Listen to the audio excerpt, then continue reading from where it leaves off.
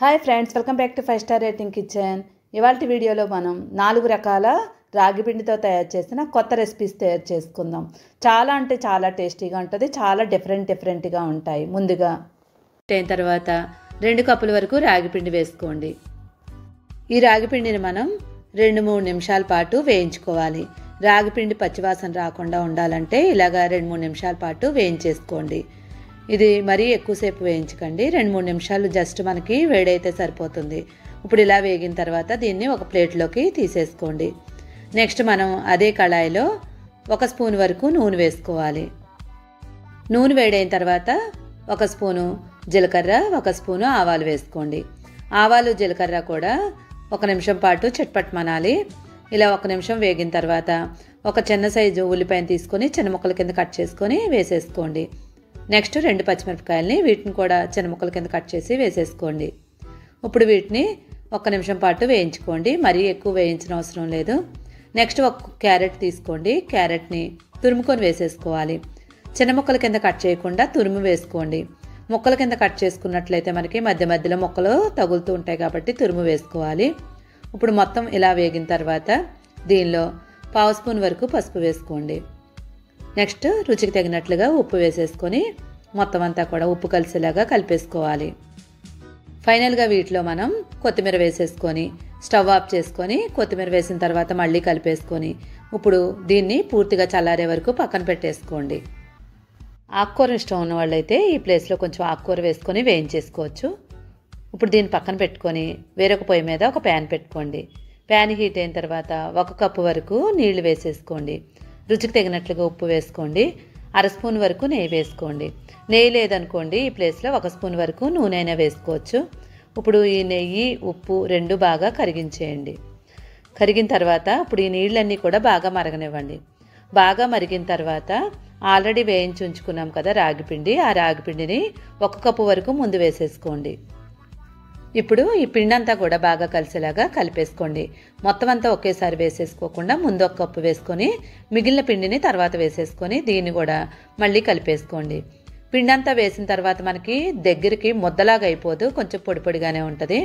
ఇలా మొత్తం అంతా జస్ట్ అలా కలిపేసుకొని ఇప్పుడు ఆల్రెడీ మనం వేయించి ఉంచుకున్నాం కదా క్యారెట్, అవన్నీ కూడా దాన్ని దీనిలో వేసేసుకోండి. ఇది వేసిన తర్వాత మళ్ళీ ఒకసారి కలిపేసుకోండి. కలుపుకున్న తర్వాత మూత పెట్టేసుకొని ఒక 3 నిమిషాల పాటు కొంచెం అలానే వదిలేసుకోండి. ఆల్రెడీ మనం పిండి అంతా కూడా కలిపేసి ఉంచుకున్నాం కదా, ఈ పిండిని ముద్దలా తయారు చేసుకోవాలి. వేడిగా ఉన్నప్పుడే మనం ముద్దలా చేసుకోవాలి, కొంచెం గోరువెచ్చగా ఉన్నప్పుడే ముద్దలా చేసుకోండి. ఒకవేళ నీళ్లు తక్కువ అయినట్లు అనిపించినట్లయితే కొంచెం వేడి నీళ్ళు యాడ్ చేసుకోండి, కానీ మనం వేసుకున్న నీళ్లు సరిపోద్ది. ఇప్పుడు ముద్ద అంతా కూడా మనకి మెత్తగా అయ్యేలా చూడండి. కలిపిన తర్వాత ఇలాగా మెత్తగా ఉండాలి మనకి. ఇప్పుడు మొత్తం అంతా కలుపుకున్న తర్వాత చిన్న చిన్న రౌండ్ బాల్స్లా తయారు చేసుకోండి. ఇది మనకి రోటీలా తయారు చేయడానికి ఇక్కడ నేను బటర్ పేపర్ తీసుకుంటున్నాను. ఈ బటర్ పేపర్ మీద కొంచెం నెయ్యి కానీ నూనె కానీ అప్లై చేసుకోండి, లేదంటే మనకి చేతికి అంటుకుపోద్ది. ఇప్పుడు దీన్ని మనం చేతితో ప్రెస్ చేసుకోవాలి. పూరీ పేటల మీద చేయకూడదు, మనకి అంటుకుపోద్ది. చపాతీ కర్రతో కూడా చేయకూడదు, చేతితోనే మనకి చక్కగా రౌండ్గా వచ్చేస్తుంది. ఒకవేళ రౌండ్గా రాలేదు అనుకునే వాళ్ళు ఉంటే కనుక ఏదైనా ఒక మూతని గట్టిగా ప్రెస్ చేసి తీసుకున్నట్లయితే మనకి రౌండ్గా అయిపోద్ది. చాలామందికి రౌండ్గా చేయడం రాదు కదా, అలాంటి వాళ్ళు ఇలాంటి ట్రిక్ ఉపయోగించవచ్చు. మూత తీసిన తర్వాత చూడండి కొంచెం మందంగా ఉంటుంది.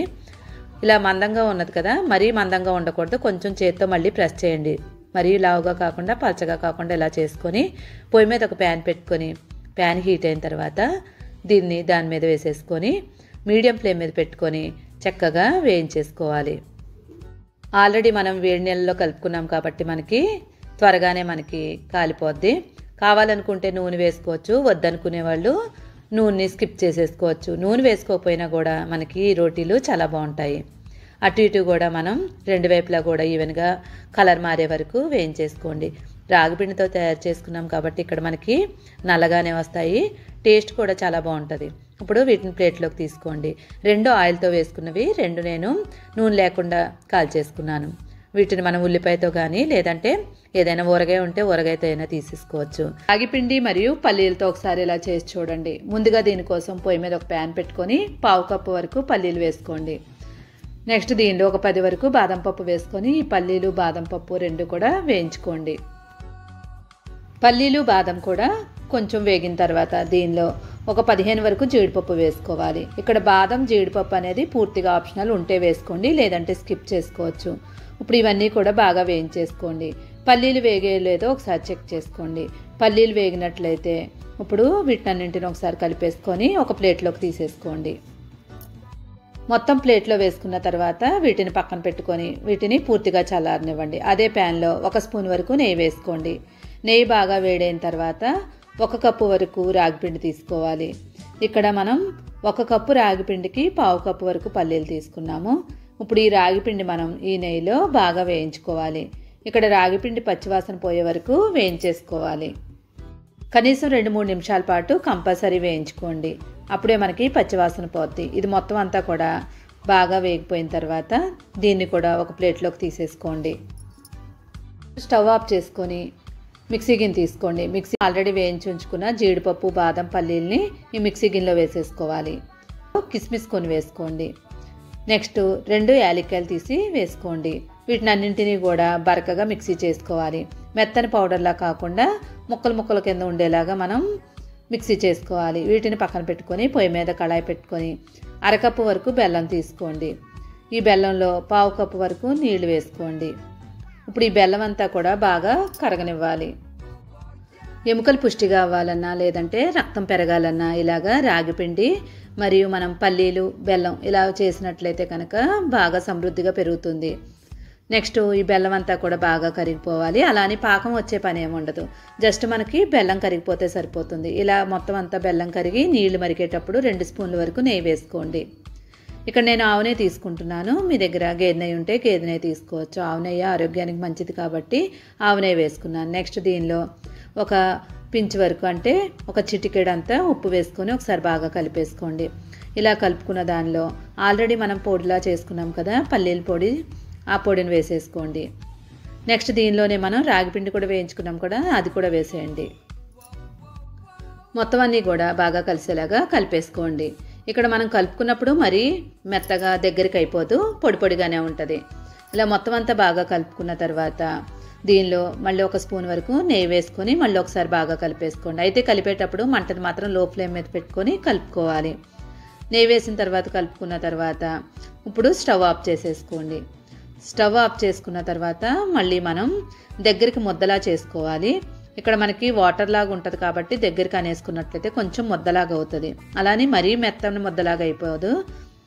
ఇప్పుడు ఇలా అయిన తర్వాత చేతికి నెయ్యి అప్లై చేసుకోండి. నెయ్యి అప్లై చేసుకొని వీటిని చిన్న చిన్న లడ్డూల్లాగా చేసుకోండి. ఇక్కడ మనం లడ్డూలు అనేవి వేడిగా ఉన్నప్పుడు చేసుకుంటేనే మనకి గట్టిగా వస్తాయి, లేదంటే పొడిలాగా విడిపోతూ ఉంటుంది. కాబట్టి వేడిగా ఉన్నప్పుడే చేతికి నెయ్యి అప్లై చేసుకొని లడ్డూలు చేసేసుకోండి. జీడిపప్పు మరియు మనం పల్లీలు బాదం ఇవన్నీ కూడా మిక్సీలో వేసుకొని మెత్తని పౌడర్లో కాకుండా ముక్కలు ముక్కల కింద కట్ చేసుకున్నాం కాబట్టి తినేటప్పుడు మధ్య మధ్యలో నోటికి తగులుతూ ఉంటాయి. టేస్ట్ కూడా చాలా బాగుంటుంది. పిల్లలు కూడా వద్దనకుండా తింటారు. స్కూల్కి వెళ్ళే పిల్లలకు కానీ హాస్టల్లో ఉన్న పిల్లలకు కానీ పిల్లలు దూరంగా ఉంటారు కదా, అలాంటి పిల్లలకి ఇలాగ ఒకసారి చేసి పెట్టండి. నోట్లో పెట్టుకుంటే వెన్నలా కరిగిపోయే రాగి తోప. దీనికోసం 2 కప్పుల వరకు రాగి పిండి తీసుకోండి. నెక్స్ట్ దీనిలో 1 స్పూన్ వరకు నెయ్యి తీసుకోండి. నెయ్యి వేసుకొని రాగి పిండిలో బాగా కలిపేసుకోండి.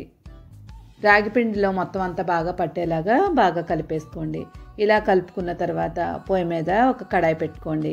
కడాయి హీట్ అయిన తర్వాత దానిలో సుమారుగా 1/2 లీటర్ నీళ్ళు ఉండేలాగా వేసుకోవాలి. నీళ్లు వేడైన తర్వాత దీనిలో 1/2 కప్పు వరకు బెల్లం వేసుకోండి. ఈ బెల్లం అంతా కూడా బాగా కరగనివ్వండి. మొత్తం అంతా బాగా కరగనిచ్చిన తర్వాత ఒక 1/2 స్పూన్ వరకు దీనిలో సాల్ట్ వేసుకోవాలి. మరీ ఎక్కువ వేసుకోకూడదు, 1/2 స్పూన్ వేసుకుంటే సరిపోతుంది. ఇప్పుడు మొత్తం అంతా బాగా కలిపిన తర్వాత నీళ్లు మరిగేటప్పుడు ఈ రాగి పిండిని కొంచెం కొంచెం వేసుకుంటూ కలుపుకోవాలి. ఉప్మాకు ఎలాగైతే వేసుకుంటామో అలాగా ఒకేసారి వేసేయకుండా కొంచెం కొంచెం కలుపుకుంటూ పిండిని వేసుకుంటూ ఉండాలి. ఒక చేత్తో పిండి వేస్తూ రెండో చేత్తో మనం గట్టిగా ప్రెస్ చేస్తూ ఉండాలి, లేదంటే కనుక ఉండలు కట్టేస్తుంది. మొత్తం అంతా బాగా ప్రెస్ చేసుకుంటూ కలుపుకుంటూ ఉండాలి.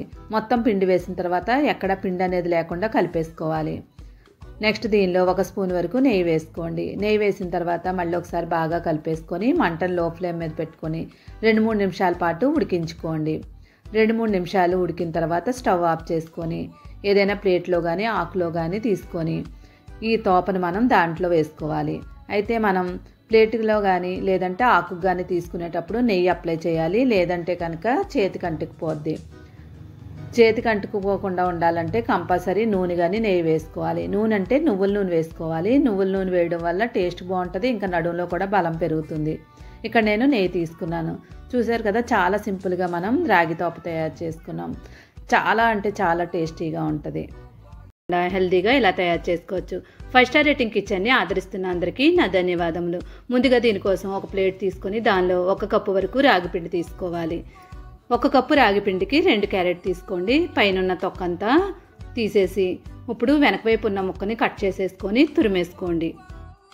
ఇక్కడ మనం నూనె లేకుండా చేస్తున్నాం కాబట్టి హెల్త్కి కూడా చాలా మంచిది.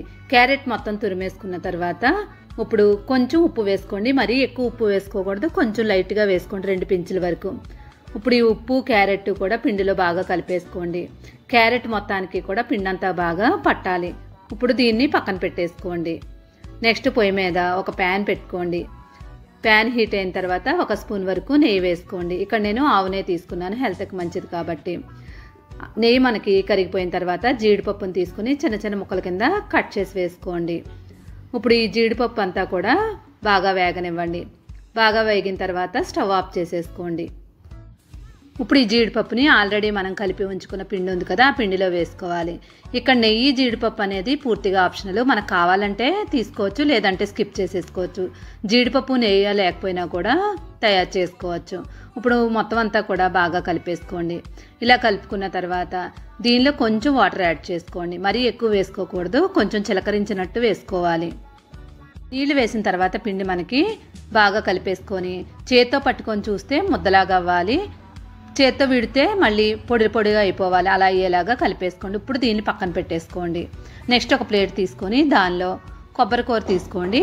ఇక్కడ కొబ్బరి కూర అయినా పర్లేదు, కొబ్బరి తురుమైనా, 2 ఏదైతే తీసుకున్నా పర్వాలేదు. ఒక 4 స్పూన్ల వరకు తీసుకుంటున్నాను. ఇక్కడ ఏ స్పూన్తో అయితే మనం కొబ్బరి కూర తీసుకున్నామో అదే స్పూన్తో 4 స్పూన్ల వరకు బెల్లం తీసుకోండి. స్వీట్ మీరు తినేదాన్ని బట్టి తీసుకోండి, అడ్జస్ట్ చేసుకొని. ఇప్పుడు ఈ కొబ్బరి కూర బెల్లం కూడా బాగా కలిపేసుకోండి.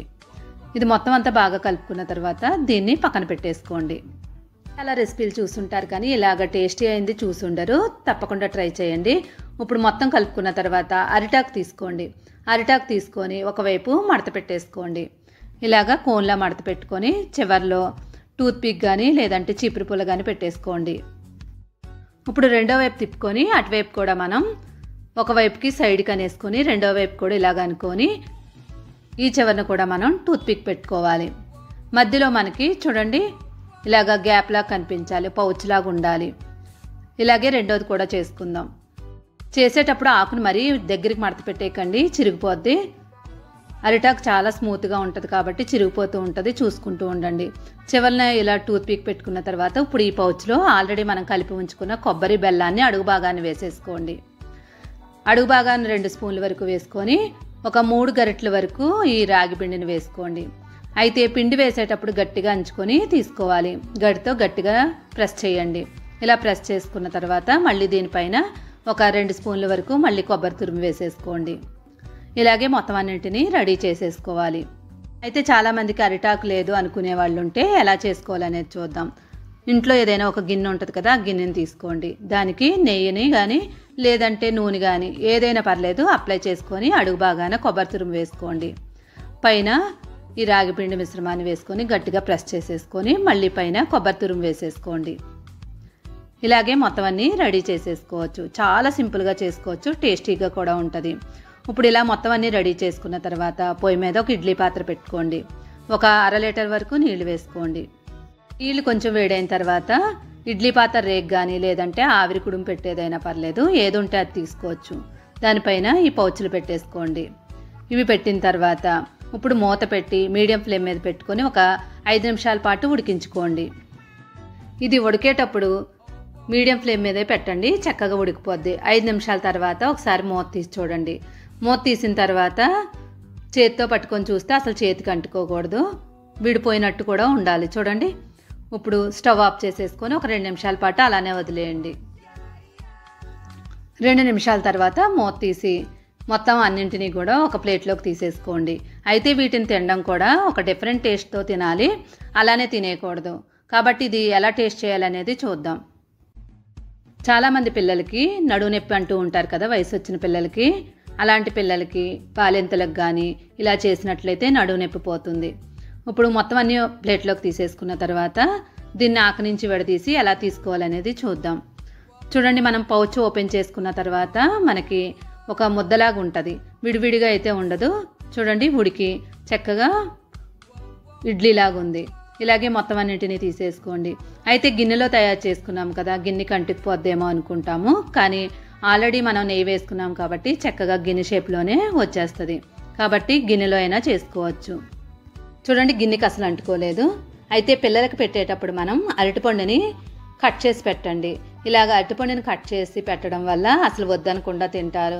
ఇక్కడ మనం రాగిపిండి మరియు బెల్లం, కొబ్బరి ఈ 3 కూడా ఆరోగ్యానికి మంచిదే. చూడండి, మనం కట్ చేసినట్లయితే లోపల లేయర్లా కనిపిస్తుంది. చక్కగా ఉడికింది, టేస్ట్ కూడా చాలా బాగుంది. అదే డయాబెటిక్ పేషెంట్లు తీసుకునేటప్పుడు ఇలా ఉట్టిదే తీసుకోవచ్చు, లేదనుకోండి ఖర్జూరం తీసుకొని ఖర్జూరంతో అయినా తీసుకోవచ్చు. చాలా టేస్టీగా ఉండి హెల్తీ రెసిపీ కనుక మీకు నచ్చినట్లయితే తప్పకుండా లైక్ చేసి ఛానల్ సపోర్ట్ చేయండి. లైక్ చేయడం వల్ల ఈ రెసిపీ అనేది చాలామందికి రీచ్ అవుతుంది. Please like, share, subscribe my channel. Thank you for watching. 5 star rating kitchen.